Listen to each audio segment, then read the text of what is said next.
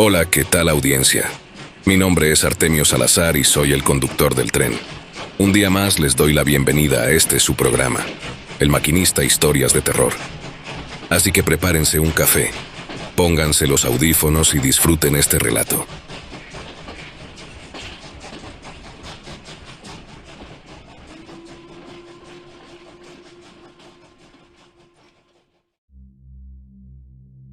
Buenas noches, señor Artemio. Le mando saludos cordiales desde alguna parte de Jalisco. Mi nombre es Rogelio, y desde siempre hemos sido ganaderos, pero el día de hoy le contaré la historia de un viejo vecino al que conocíamos como Don Carlos.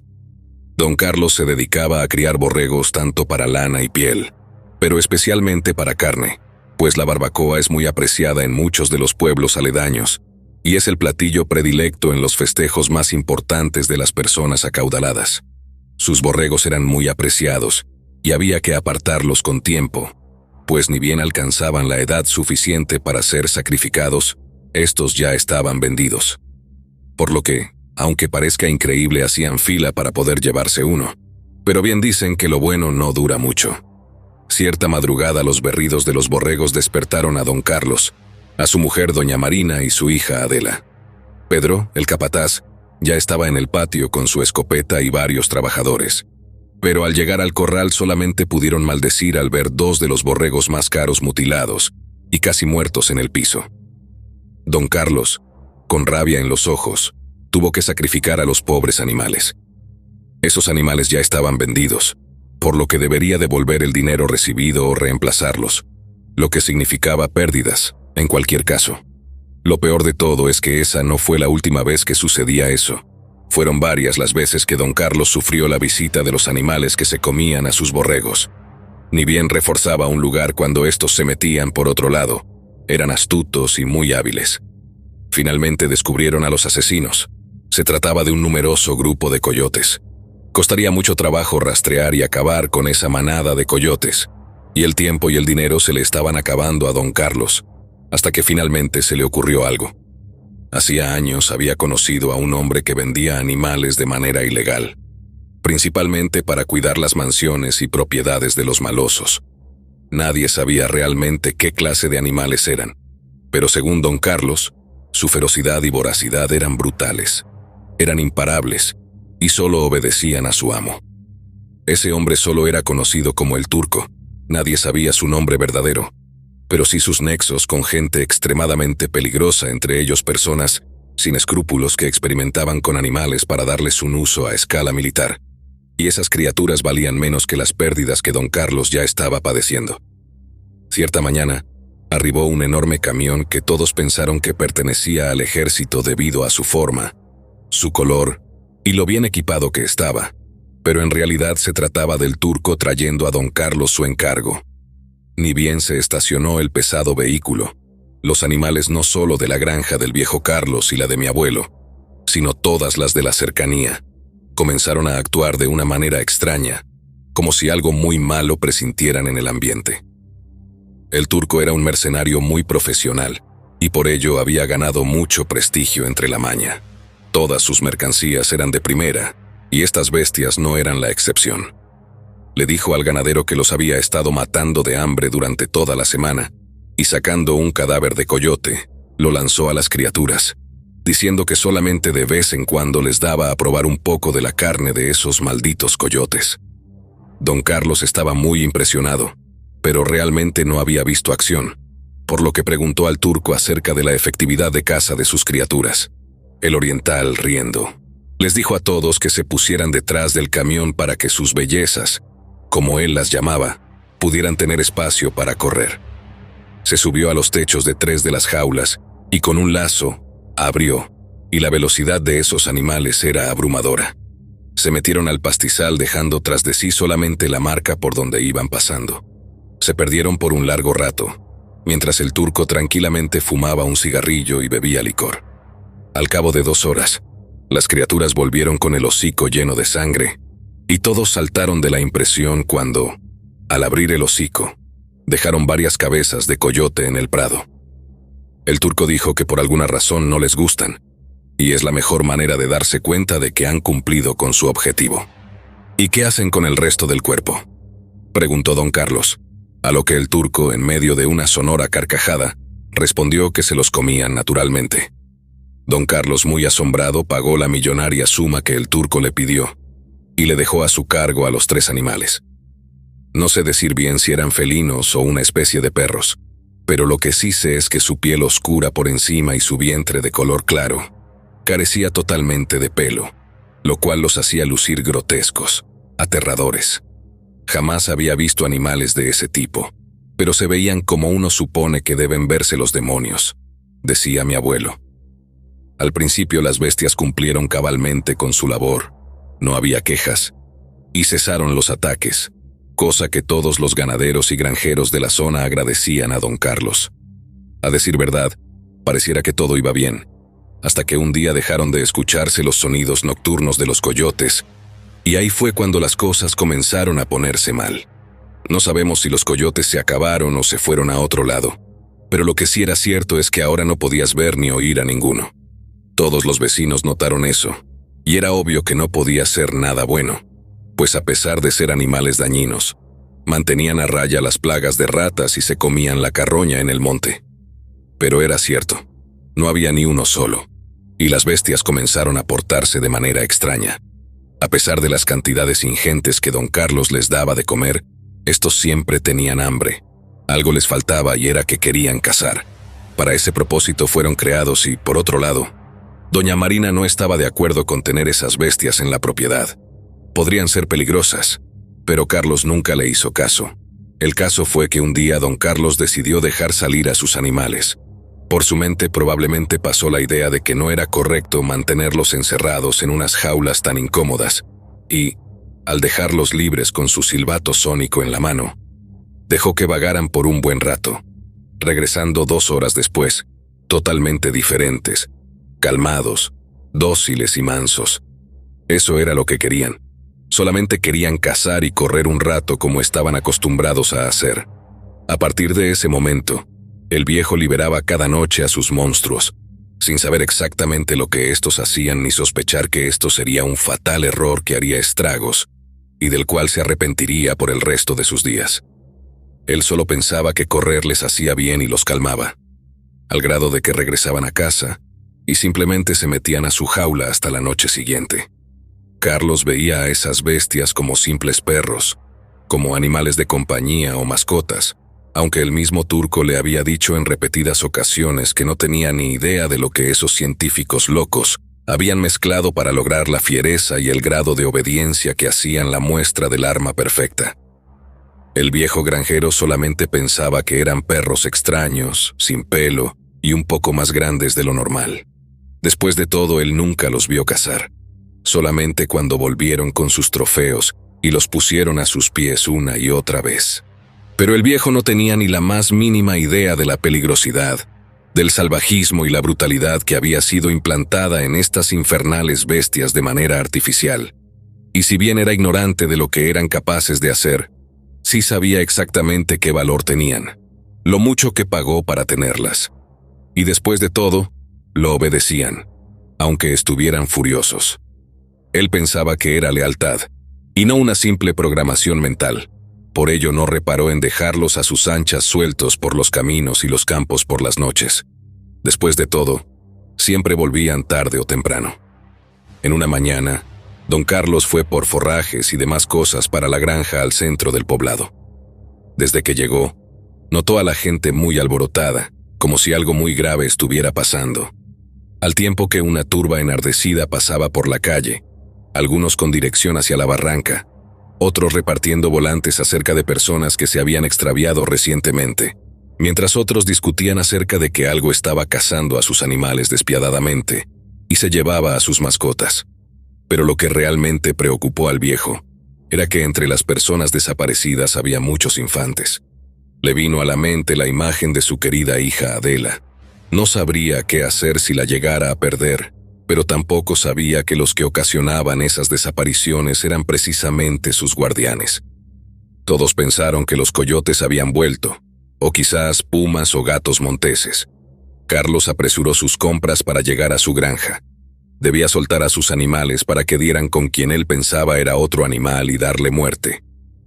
Al platicar ligeramente en la fila de pago, se enteró que se habían perdido por días una gran cantidad de cerdos, vacas, borregos, chivos, caballos, unos cuantos burros, perros, gatos y hasta pericos. Subió su mercancía a su camioneta y se fue de vuelta a casa. En el trayecto pensaba en qué clase de animal es capaz de arrastrar a seres humanos fuera de sus casas sin que nadie se diera cuenta. Pensó en el destino de los pobres niños, pero jamás se le ocurrió tener algo que ver con todas las desgracias que aquejaban a todos los pobladores. Al llegar a su granja, se dispuso a dar de comer a sus animales, darles agua y finalmente soltar a sus bestias para que hicieran lo suyo. Pero esta vez, algo había cambiado, pues las bestias salieron como de costumbre, pero no habían vuelto. Pasaron varias horas, pero los animales no volvían. Carlos pensó que quizás estarían enfrascados en una pelea con el animal extraño, por lo que los dejó un rato más hasta que cuando pasaron 4 horas comenzó a preocuparse. Y decidió montarse en su camioneta y con un malacate, subió las jaulas a la camioneta y ese fue uno de sus graves y fatales errores. Al viejo jamás le pasó por la mente que él debía estar presente cuando los animales volvieran a casa. No creyó necesario tampoco esperar en caso de que volvieran para devolverlos a sus jaulas. Así como nunca imaginó que esa serie de descuidos le costarían la pérdida más grande y dolorosa de toda su existencia. El viejo se trepó a su camioneta y se dispuso a buscar a sus animales. Estaba oscuro, y casi no podía ver pues las luces de otros autos le cegaban por ratos. Nunca había visto tantos autos de noche por los caminos de terracería. Temiendo lo peor, pensando que era la maña debido a que a lo lejos se escuchaban tiros, eso lo asustó un poco y decidió orillarse. Pero cuando alguien se le emparejó reconociendo el vehículo, le gritó por su nombre para que el anciano bajara el cristal, comentándole que nuevamente se habían desaparecido animales domésticos y de corral. Pero en eso la patrulla local pasó a toda velocidad a un lado de ellos llamando su atención, por lo que fueron a seguirla para ver hacia dónde se dirigían. Cuando la municipal se detuvo, la escena era grotesca. Lo que encontraron embarrado y regado por todo el piso había sido en vida un pastor y su rebaño.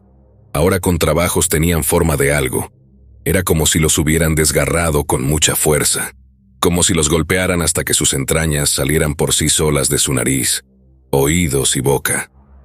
Si de por sí la escena era grotesca, nadie sabía dónde terminaba el pastor y dónde iniciaban las ovejas. La forma en la que acabaron con la vida de estas pobres y miserables criaturas fue de lo más salvaje y brutal que nadie hubiera visto anteriormente. A pesar de que muchos cazadores iban como voluntarios para cazar a él o los perpetradores de tan atroces crímenes, desconcertados afirmaron que no conocían a ningún animal que fuera capaz de hacer tal carnicería.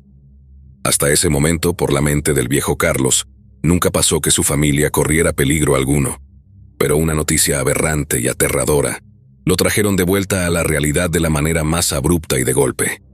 Pedro el capataz y su hermano Juan fueron encontrados desorientados por el camino. A Pedro le faltaba el ojo izquierdo y gran parte del rostro de ese lado. Le habían arrancado de cuajo el brazo izquierdo. Traía una gran herida en el abdomen y sus piernas pareciera que se las habían quebrado, mientras que Juan estaba en un ataque histérico, lleno de la sangre de su hermano y hablando 1000 incoherencias. Hablaba de monstruos y tuvieron que sedarlo para arrebatarle el arma de sus manos. La escena era inquietante. La mirada de Juan era de puro terror, y al reconocer a su patrón, Pedro solo pudo decirle: «Don Carlos, esas cosas se metieron a la casa», y luego de ello murió. El viejo pidió ayuda a varios de los hombres armados que estaban en la partida, dirigiéndose lo más rápido posible hacia su granja. En el trayecto, don Carlos iba rezando. Él no era devoto, pero por alguna extraña razón le nació del corazón y le pareció lo mejor por hacer en esos momentos. Mientras recorrían el agreste camino real, vieron a los voluntarios en varias locaciones tapando con sábanas o haciendo el levantamiento de los pocos restos que podían hallar en el camino, en diminutas bolsitas de plástico. Todo era tan aterrador y surrealista. Simplemente era dantesco el panorama. Nadie sabe el motivo exacto, pero algunas personas decidieron encender varias hogueras a lo largo del camino, pensando que quizás la bestia o bestias que acechaban a los pobladores no se acercarían al fuego. De alguna manera, la luz en medio de la oscuridad les hacía sentirse más seguros y a salvo, pero a la vez hacía que el camino luciera mucho más tenebroso, lúgubre. Las fogatas terminaban por darle una pinta más fantasmagórica y espantosa al paisaje, y lo hacían más desolador. Carlos pensaba en el infierno al mirar a tantas familias afligidas, desconsoladas, tratando de entender cómo su familiar había terminado en tan terribles condiciones. Pues los cuerpos ni siquiera estaban completos o había muy poco realmente que recuperar. El anciano se conmovió hasta el llanto al mirar a una joven madre sosteniendo un ropón blanco de bebé mancillado por una gran mancha color rojo intenso, lo que daba cuenta del trágico final de la criaturita a manos de sus terribles verdugos. Fueron kilómetros de desolación, desesperanza, dolor y tristeza, lo que tuvo que presenciar rumbo a su granja el viejo Carlos. El dolor, la amargura, la impotencia traspasaban el cristal y él podía sentir esas terribles emociones como si fueran suyas. Oraba incansablemente a Dios para que eso nunca le pasara a él. Pero esa noche, Dios no estaba presente en ese pueblo. El corazón le dio un vuelco al anciano granjero cuando, a escasos metros de llegar a la entrada de su granja, se dio cuenta con horror de que el gran portón principal de pesado acero ahora estaba aplastado y doblado totalmente como si fuera una lata de refresco. Su alma se partía en pedazos mientras más avanzaban por los patios y en los corrales de la granja. Pareciera que se habían metido en una zona de guerra por el nivel tan grande de destrucción que encontraron. Notó como todos sus animales, desde gallinas, guajolotes, cerdos, todos sin excepción, estaban regados y aplastados entre muros y pisos, tal como si alguien los hubiera azotado hasta matarlos o, por el lamentable estado, hasta que se cansaron de hacerlo. Alguien o algo los había matado con una hazaña inaudita, una crueldad tan inhumana y muy pocas veces vista. La sangre de Carlos se les bajó a los pies cuando notó que no había ni una sola persona alrededor. No había voces, ni murmullos, nada. Y súbitamente un inmenso dolor lo hizo caer de rodillas cuando vio el vestido ensangrentado de doña Marina tirado en el piso a escasos metros de la entrada de la casa grande. Pero su amada esposa, pues no estaba por ninguna parte. Aquel vestido no solo estaba roto, estaba abierto como si de una cáscara se tratase. Buscaron por todo el patio, pero del cuerpo de la anciana no había señal alguna. Y fue cuando a la mente del viejo llegó Adela, su querida hija. Subió hasta su cuarto lo más rápido gritando su nombre una y otra vez, sin recibir respuesta. Corrió por toda la casa lo más rápido que le fue posible, pero cuando llegó a la habitación de su hija, todo lo que encontró fue un gran manchón de sangre que descendía desde la cama de la chiquilla y le arrastraba a través de la casa hasta llegar al galpón. El viejo Carlos estaba desencajado, roto. No entendía ni podía creer en lo que miraba, en lo que estaba atestiguando. Se arrodilló y rompió en llanto. Era obvio que todo lo acontecido en el pueblo había sido su culpa. Quiso alterar el orden natural de las cosas sin medir las consecuencias. Miró el riesgo e ignoró las señales de que todo podría salirse de control. Tantas familias deshechas, tantos hogares rotos, y ahora sufría en carne propia el dolor que todas las víctimas de sus animales del infierno causaron. Tomando fuerzas de flaqueza, pidió al delegado que fueran a conseguir ayuda con los voluntarios para venir a limpiar aquí. Carlos sabía perfectamente que no había nada que rescatar. Lo que quería era tiempo, por lo que tomó su silbato sónico, un bidón con gasolina y se encaminó al galpón. Los 3 animales ya habían terminado de consumir por completo a la pobre Adelita. El viejo ya no lloraba, estaba resignado. Se sentó en medio de las bestias y dejó caer el bidón con gasolina. A lo lejos se escucharon 4 tiros, y finalmente un incendio fuera de control que consumió en minutos el galpón. Cuenta mi abuelo que venían llegando de la feria de San Marcos en Aguascalientes cuando a lo lejos vieron el desastre. Montones de policías y bomberos tratando de apagar el incendio en casa de don Carlos. Por fortuna, no les tocó a ellos. Pero cuando se enteraron de qué había sucedido esos días en que estuvieron fuera, mi abuelo lo atribuyó a esos malditos animales que Carlos le compró al turco. Como dije casi al inicio, Mi abuelo los describe como algo parecido entre felino o canino, de cola larga, piel oscura y sin pelo, orejas largas, lo que los hacía parecer demonios. Nadie, salvo algunas personas de la familia de Carlos y la mía, sabían lo que sucedió en realidad. Solo saben que desde el incendio no hubo más ataques. Lo cierto es que, tal como dijo el turco, los animales le tuvieron tanta fidelidad a don Carlos que no protestaron ni siquiera con un disparo en la cabeza. Se quedaron allí hasta convertirse en cenizas con su amo. Esto pasó en algún lugar cerca de Jalisco donde llevaron algo demoníaco a una granja,